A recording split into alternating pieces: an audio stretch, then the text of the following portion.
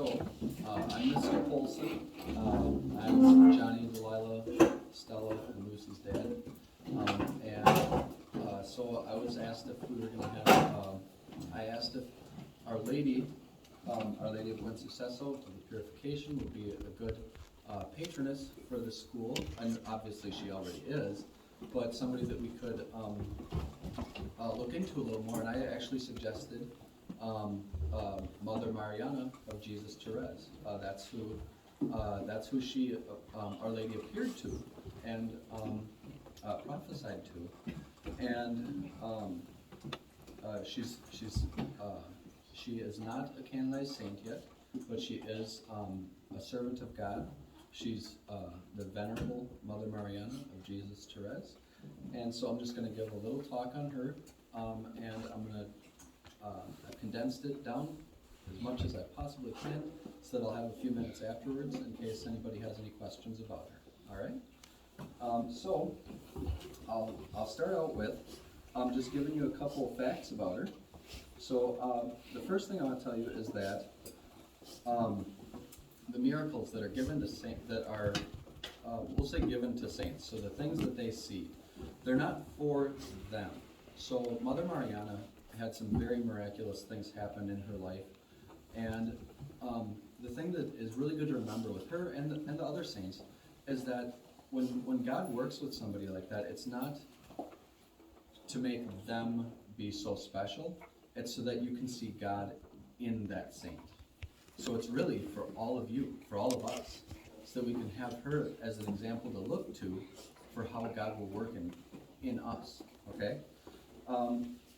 So a couple of facts about her. She actually died 3 times. The first time, God brought her back to life. The second time, God brought her back to life. And then, in the end, she did go to her eternal reward. Mother Mariana had appeared to Manuel Sosa Pereira. He became a Franciscan monk, and he ended up writing her biography.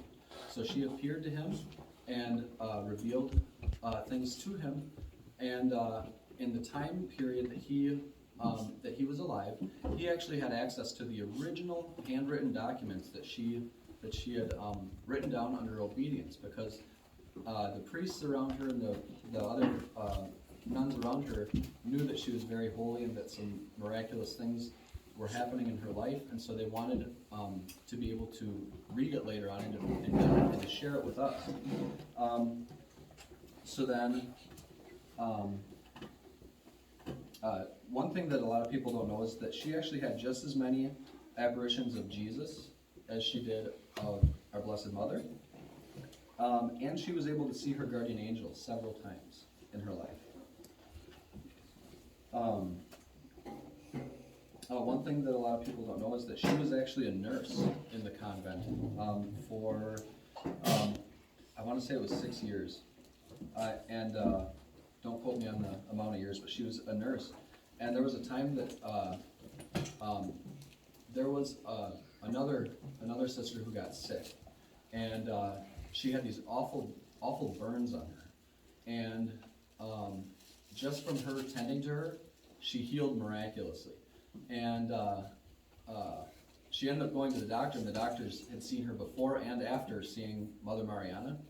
And there was one doctor who was quoted as saying that if the people in Quito knew what a saint they had in that convent, they would come and grab her up and bring her to the hospitals, because they said that even her shadow would heal people. So a very, very wonderful saint to look to. She had the stigmata. So like Padre Pio, how he had the wounds of Jesus crucified. Now there are different levels of the stigmata, and from reading into it, it sounds like it was sometimes more severe than others. Let's see. So there were different things that she prophesied, and that Our Lady prophesied to her. So she actually, Mother Mariana prophesied the consecration of Ecuador to the Sacred Heart of Jesus, and that did that did happen. And one thing that's really wonderful about that is that she prophesied that before we had the devotion to the Sacred Heart. So Jesus actually appeared to her and revealed the Sacred Heart devotion to her, and when she went to document it, you could say, Jesus told her, wait, this is for somebody else. This one is for somebody else. And later on, he did end up revealing it to Saint Margaret Mary Alacoque. And that was something that she had written privately. So it was something that didn't get revealed that she knew until after we knew about the Sacred Heart devotion. Let's see. One thing that was prophesied by Our Lady to her were the dogmas of the Immaculate Conception and the Assumption. Both of those were prophesied to her, that those would become dogmas of the Church, which they did. Now, a lot of what I have here is, you'll see a lot of highlighter. I condensed down so that I could just give good, solid points to give you all something to know about her, something to help you to understand who she was, or is.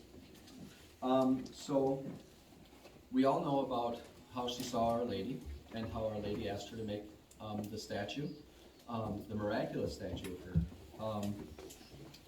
Now, when she had to give a sworn testimony to the bishop that everything that she had written down about her life and the apparitions that she saw were in fact true. There's a very solid process. Have any of you ever seen the movie The Song of Bernadette? Yeah? So do you remember the scene when, well, there's a few scenes. There's a few scenes where they keep asking her, is this real? Did you really see it? And those type of things. And then even on her deathbed, they kept asking her, they're like, are you sure? You know? They did that with Mother Mariana also. That's something that, there's a process to really make sure that this is a believable apparition, to make sure that there aren't changes in the story, to make sure it's all legitimate. There was a point where the bishop had asked, why does your reverence say that your life will be written and will be known in the 20th century? And Mother Mariana replied to the bishop, because my person and name are inseparable from the apparition of the Most Holy Virgin of Buen Suceso, and this should be known to certify the truth during those times of much decay of the faith. So during the times that there's much decay of the faith, she wants to be known. Our Lady wants her to be known, and Our Lady herself, and together. She wants them to be known together. And the reasoning for that, I can only say, is that it was her will. And Our Lady's will is never different than the will of God.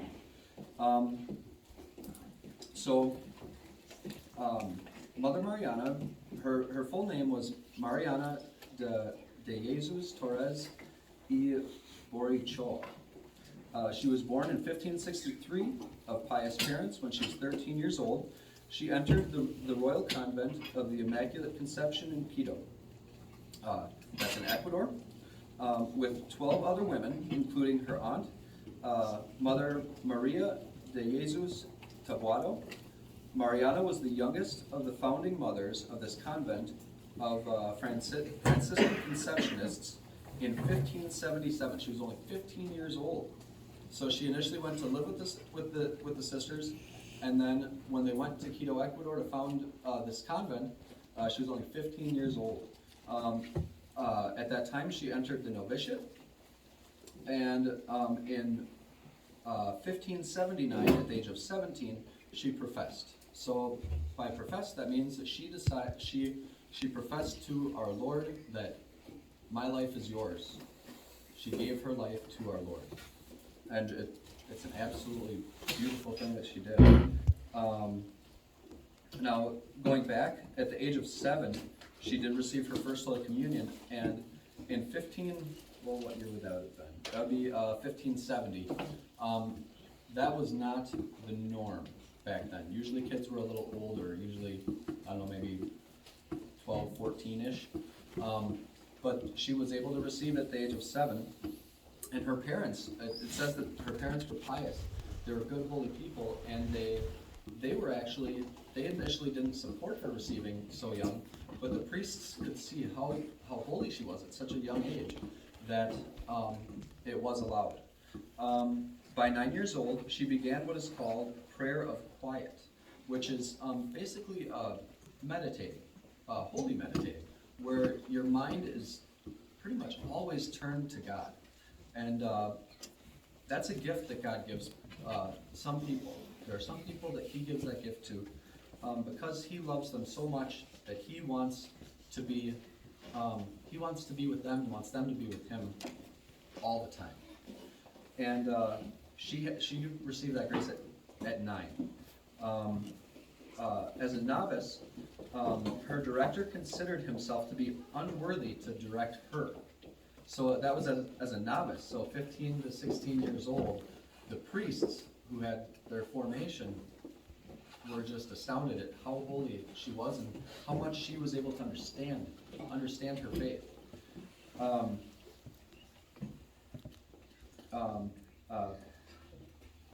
see. During the years of her life, she was guided by our Lord and His Holy Mother in the spiritual life. Our Lord Himself gave her various penances to perform and sufferings for her to offer. He also directed the topics of her silent prayer. By the end of her days, she possessed an extraordinary degree of holiness. So our Lord visited her and said, "You know what? Today, I think I want you to meditate on, maybe the agony in the garden." And then the next day, he'd say, "I want you to meditate on the resurrection." And so she had such an amazing grace. She's, just imagine how holy you would be if you had Jesus come to you in the person and say, "This is what I want you to do." It's really quite astounding when you read about her life.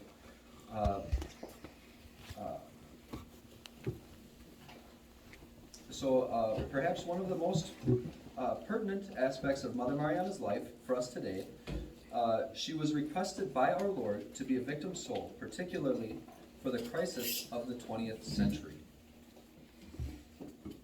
In 1594, the Blessed Virgin Mary appeared to Mother Mariana under the title of Our Lady of Buen Suceso of the Purification. Now, in the Spanish, it would be Nostra Señora del Buen Suceso de Purificación. She commanded Mother Mariana to have a statue made according to the features of the apparition. So she saw her the way that we see her in the form of the statue that is at the convent in Quito, Ecuador. One thing that is very interesting is that, so the Conceptionist nuns are of the Franciscan order, so they wear the Franciscan cord around their waist. And Our Lady told Mother Mariana to give her cord. So she took off her cord and handed it to the Blessed Virgin Mary. Now what she did was, she took the cord, and the cord isn't terribly long, and so she took it, and it was all hanging down, and she held it up right to the top of her head, and the cord grew to the exact length that she is tall, which is 5'9", and then she handed it back to Mother Mariana and said, "This is the height of the statue." And she also wanted to have the crozier and the keys.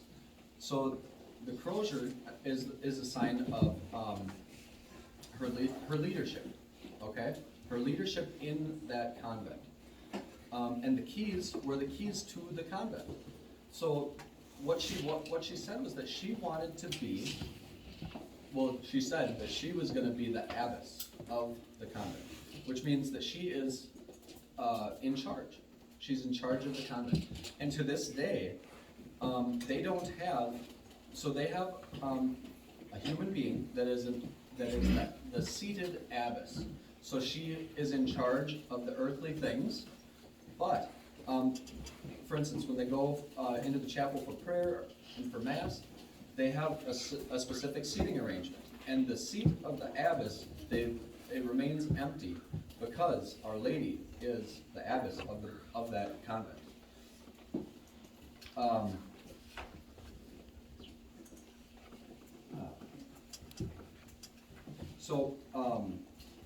I have there's a couple of different quotes in here that are the words of Our Lady to her, and there are words that are that Jesus spoke to her.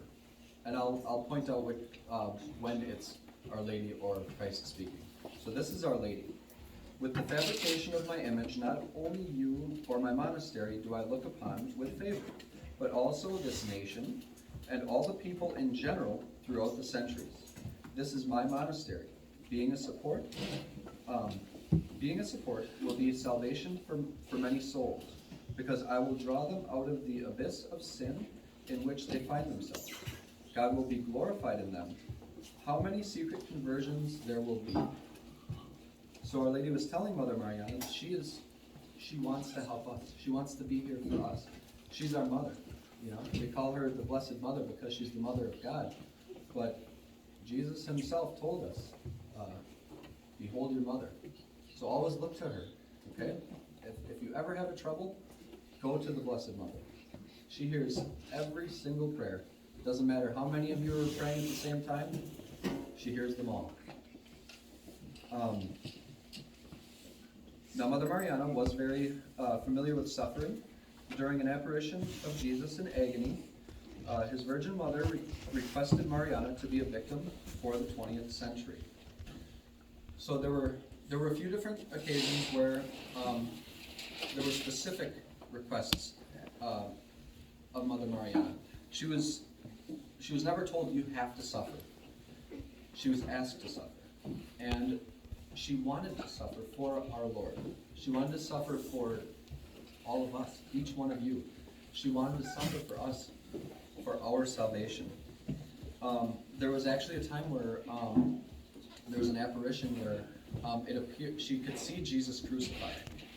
He appeared to her on the cross, and I'm sure that was a very hard thing to see. And she could see that he was about to suffer more.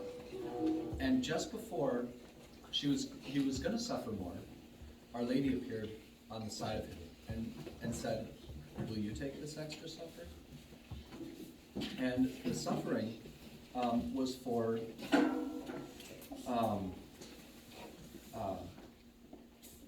I can't think of it now. I bet you I have it. I don't. It was for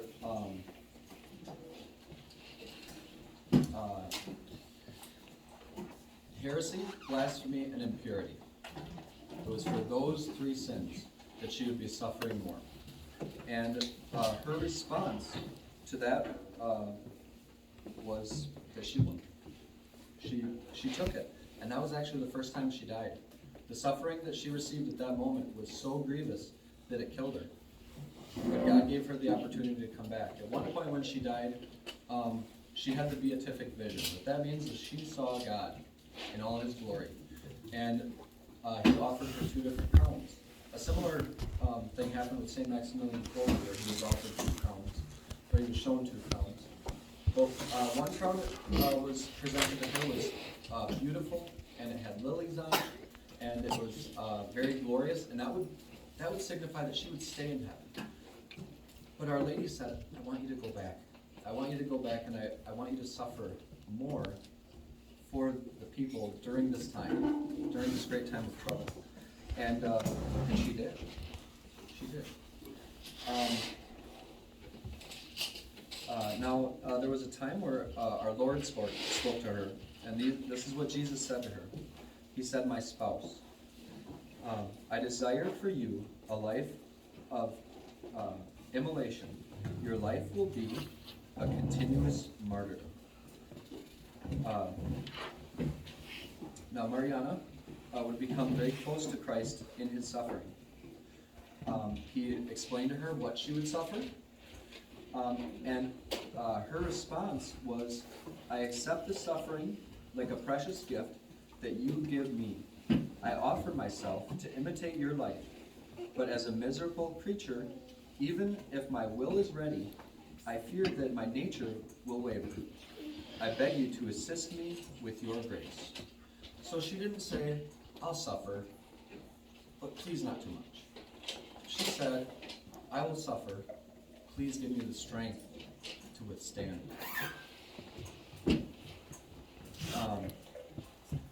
Now, one suffering that Mother Mariana had was actually from within the convent.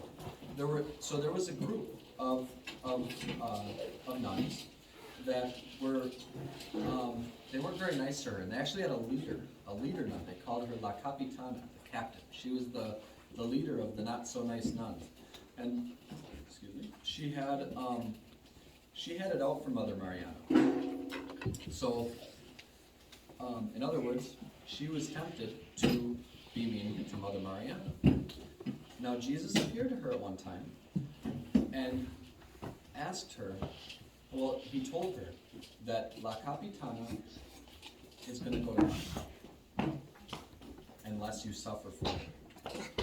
And Jesus told Mother Mariana that the sufferings would be 5 years long, the pains of hell. 5 years. And she said, all right. For that one soul, she suffered the pains of hell for 5 years. And during that 5 years, La Capitana was still very cruel. Very cruel. She did awful things to her. And yet, she didn't complain. She didn't complain. She took the suffering, and the more she suffered, the more she could offer, the more it would glorify God. So in our sufferings that we have every day, offer them up, no matter how big or how small they are.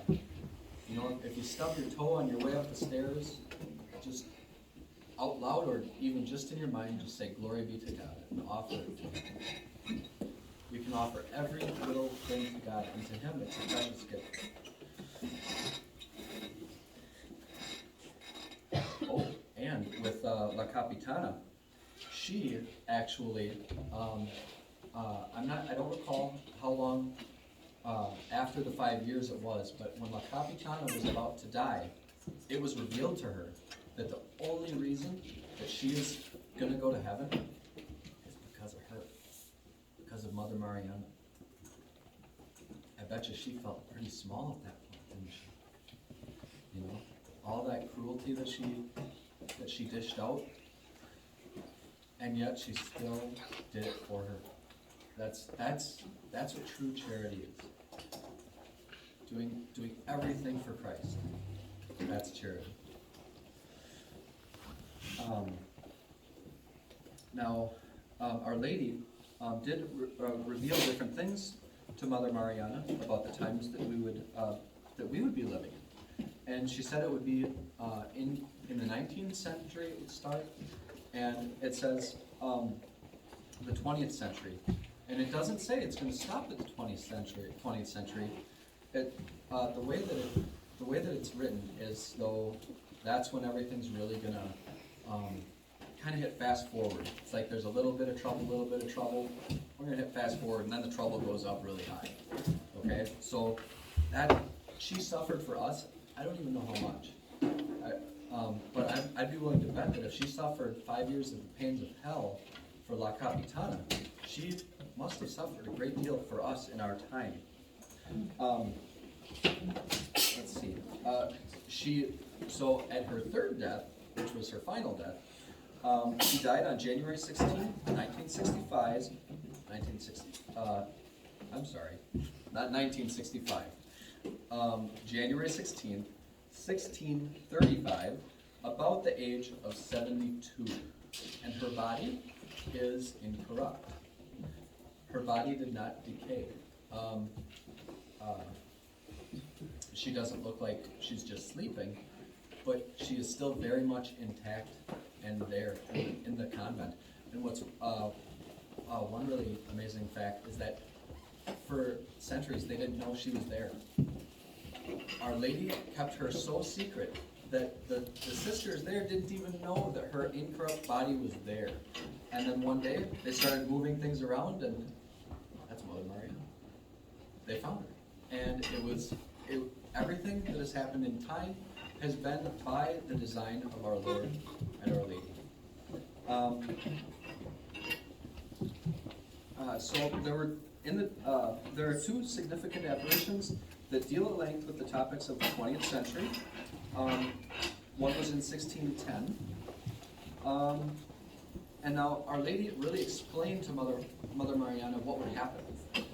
Mother Mariana was in the chapel around midnight. That was a very typical thing for her to do, is to go and pray at midnight.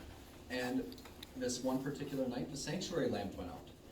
Now, with her being a religious, that was probably one of her duties to help tend to that. So as she was about to get up, she couldn't. She was stuck. She couldn't move. And next thing you know, Our Lady appeared to her. And it was like she just walked up a flight of stairs that wasn't there. And then she spoke to Mother Mariana, and she explained to her why the light went out. I won't go into all of it because there's a lot of it, but a few things just to point out. Now these are the words of Our Lady to Mother Mariana. And now she talks about some of the bad things. I'm only going to tell you small things. But it gets good at the end. Woe to the children of this time. They will receive the sacrament of baptism with difficulty. Confirmation will be the same. The sacrament of penance only when they remain in Catholic schools. And we know that the devil doesn't want us to have these schools. But here we are. We still have them. Because who knows how much of it was because of Mother Mariana, that so much grace has been poured onto all the people that have put so much hard work into this school to make it work. In those ill-fated times, childlike innocence will barely be found. In this way, vocations to the priesthood will be lost, which will be a true calamity. So many people are losing their faith, that we don't have as many priests as they used to have in centuries past. Now, one thing she tells her is that there's somebody that's going to come before she comes for the restoration of the church. He's called the prelato, the prelate. It says, the prelate who must restore the spirit of her priests will come. Now, I couldn't find it while I was putting everything together for this. But so, the prelato, the prelate, he is going to be, there's one sure thing that will tell us that it is the one.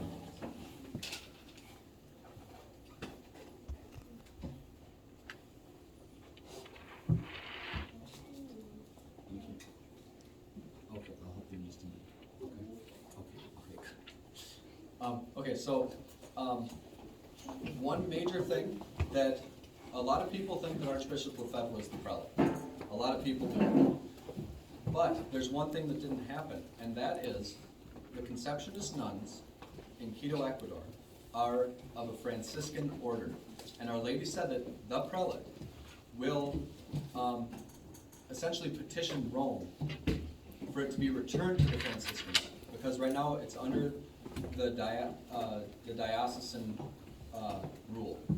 So essentially, they are forced into following whatever the diocese tells them there. One hopeful thing is that Our Lady told Mother Mariana that because of the example that she gave throughout the centuries, there will be another to fill her role of suffering. Right now, in Quito, Ecuador, I don't even know if anybody knows who it is, to be honest. Maybe in the convent they do. But there is somebody there that is suffering for us right now in Quito, Ecuador. So one thing that I'd read in the past was that there would be a precursor to the prelate. The prelate is the one who is going to lead the restoration, but there was somebody to come before him that would lead in the preservation of the priests. In my personal opinion, it completely spells out Archbishop Lefebvre. It's so evident to me that our Lord worked in Archbishop Lefebvre. To think of the amount of priests that we have because of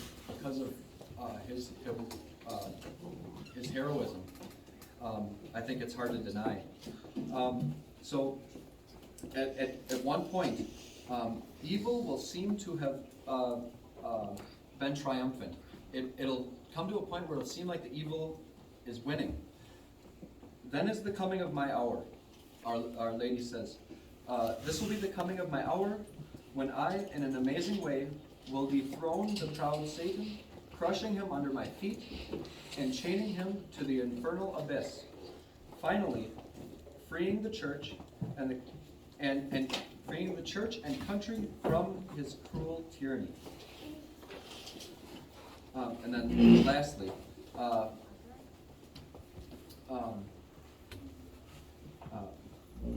moreover, the title of Our Lady of Buen Suceso of the Purification is linked to the 20th century. In an apparition of Our Lady, she told Mother Mariana, "These beautiful tunics are also for the secular and regular priests and lay people of both sexes who loving my most holy Son and myself with simple and upright hearts, love this convent of our predilection, ignoring criticism and ridicule. They work for its preservation and strive in propagating my devotion under the consoling invocation of Buen Suceso de la Purificación, which will be, in the almost total corruption of the 20th century, the support and safeguard of the faith." I'll point out that it says corruption of the 20th century, not in the 20th century. It was in the 20th century, but that corruption that came in the 20th century is still the same corruption that we're experiencing now in the world.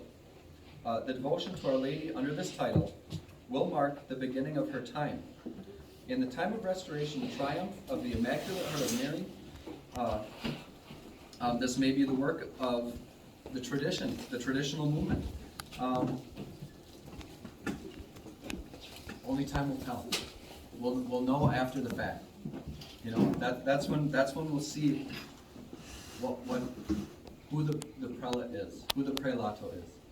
I was actually just speaking with a few very good friends the other day, and while speaking to them, they and I have to assume my wife, all got goosebumps on our arms when I made the statement that in the time frame, La Prelato, the prelate, he's here now. He should be, according to the timeline given, and presumably the way that it was given, he's here now. It's just a matter of time, I think. That's my opinion. I didn't read that anywhere. So if I'm wrong, you can point at me and laugh if you like. But I think he's here. I have no idea where, I have no idea who, but I trust Our Lady. I believe her. So that concludes my talk on Mother Mariana of Jesus Torres. But I can't part without a parting gift.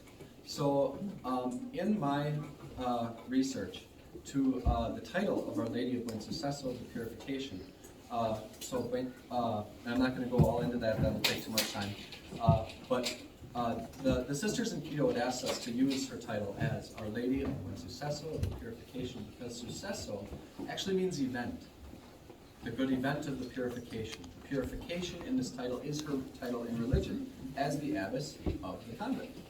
Now, in my research, the devil doesn't want you to do good things. So there would be times that I would feel a sense of, am I doing the right thing? And every time I would have those feelings, Our Lady would give me a boost. Anything from getting a random text message from a priest that was regarding the apparitions to quite literally sending me a friend who lives in Quito, Ecuador, that was so kind as to, in my place, go to the convent where Our Lady appeared and buy these cards. I sent them a little bit of money to buy them, to ship them back. These cards actually came from the convent where Our Lady appeared. I'd like to give each of you a card of Mother Mariana, of Jesus Torres, and it has a little piece of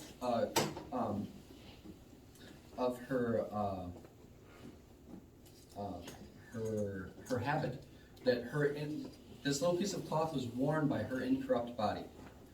And then I have these cards as well, that each of you are absolutely welcome to take one. They have the image of Our Lady, and they have a little piece of cloth in the back. And this piece of cloth, it's a bigger piece. This piece of cloth was touched to the face of the miraculous statue that was painted by the archangels in St. Francis of Assisi. And now they're here. So always trust in Our Lady. And if you ever doubt yourself, ask her to point you in the right direction. She will. She absolutely will. Strive to do the will of God. Strive to do the will of Our Lady. And they will assist you in everything. So should we end with a Hail Mary? All right.